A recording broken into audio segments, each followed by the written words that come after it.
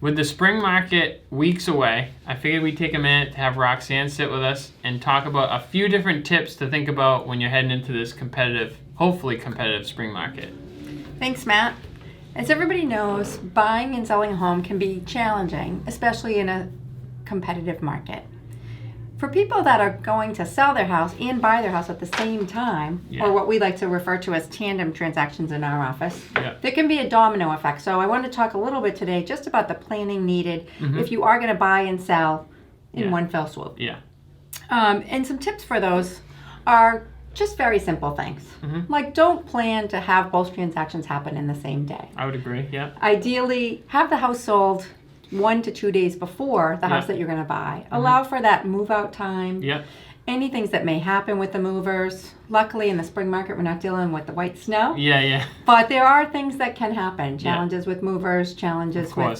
things always come up last minute. Right. And you just want to account for them. Always. So that's the first thing. The second thing is have a plan B. As you know, sometimes in a competitive market, houses can sell quick. Yes. And if they do sell quicker than you can find a house, you need that plan B. It could be living with family. It could be getting creative around the terms of the sale, such as renting the house back for a period of time. But you definitely need that plan B. Of course. I like to, when I speak with my clients, the first question I like to ask them is say, if I'm the buyer and I'm coming in here and I say to you, listen, I'm going to give you $15,000 over ask, but I want you out of here in 30 days. What are you going to come back and tell me? Are you going to say, I have nowhere to go, I can't do it? Or are you going to say, I'll call up my parents, it's no problem, I'll take the money and I'll run?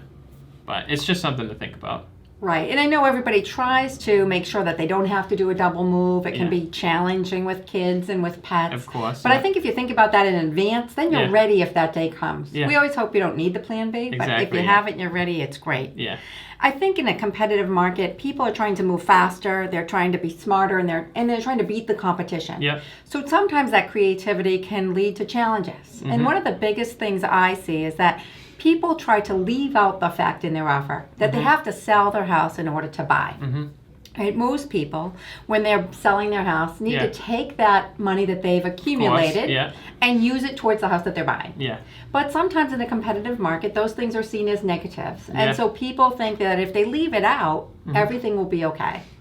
And what I try to tell them is make sure if you want to employ that strategy, which is fine, to have your loan officer qualify you to carry both houses at the same time. Of course, You probably won't need it. I've had many clients do it, but it's just giving them that assurance that if they are taking that term out, that they can be okay if for some reason something happens. That's the last thing that you need is to have something like that collapse with your finances last minute when you thought that you were out the door and things just don't pan out that way. Right.